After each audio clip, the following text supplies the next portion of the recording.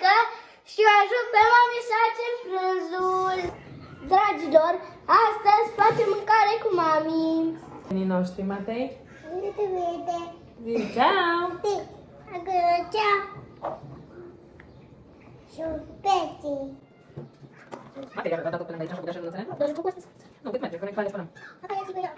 Vrei să speli pe noi? La mine. Ne face chestia. Spălăm ciupercile și le punem la cuptor. Și le verificăm sub dacă mai are coajă.